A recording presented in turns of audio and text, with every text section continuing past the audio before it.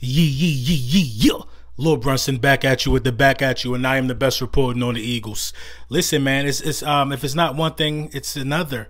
It seems to be we got more things to worry about other than Jalen Hurts getting his first career start and how we're going to really get our first good look at this guy and see what he could do.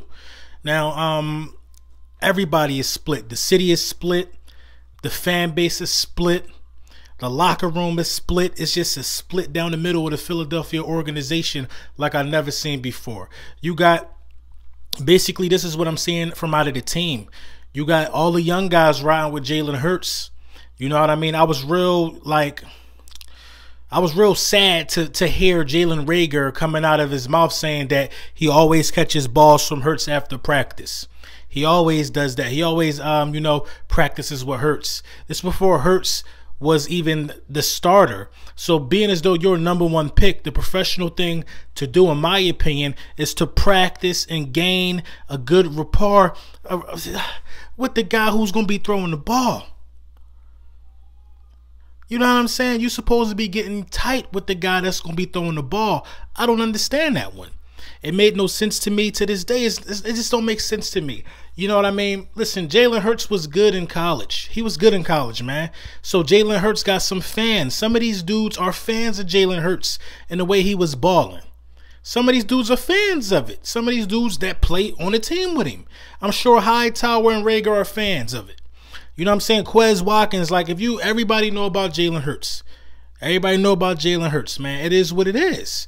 And these guys are fans to play with somebody, with that skill set, that exciting type of football. I guess that's what they want to play with.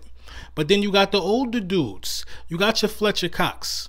You know what I'm saying? You got your Kelsey. Dudes really coming to bat for Carson Wentz. You know what I'm saying? Dudes coming out their mouth saying that it ain't just one guy. You know what I'm saying? Dudes coming out their mouth saying that, Carson deserved to go out on a shield.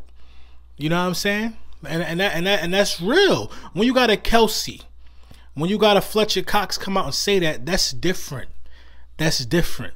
But obviously they're not skill positions guys. You know what I'm saying? The locker room is split down the middle, and this is the messiest our franchise has ever been, in my opinion. We just a real mess. You know what I'm saying? It's like a sitcom. It's like Guiding Light over here, bruh. It's a mess. It's a messy situation. It's like a Real Housewives of Atlanta brunch. The drink's about to start flying in the organization. Somebody need to get a handle on this. We in the news and we getting taunted, and now the storyline is Malcolm Jenkins coming back. Malcolm Jenkins coming back. That's another storyline we got to deal with.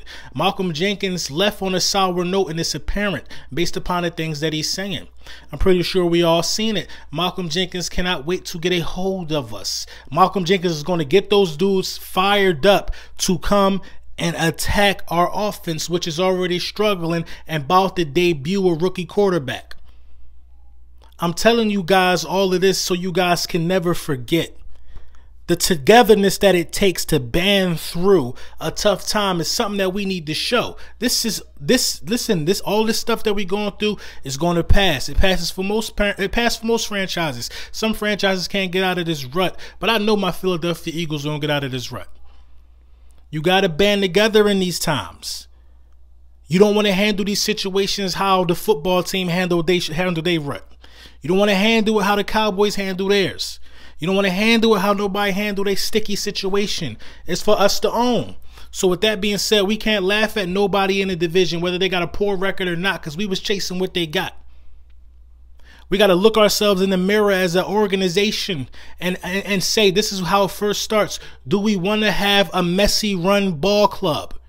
The ball club is run like a hot mess. Do we want that? Do you want a power struggle that's as clear as day to be between your GM and your head coach?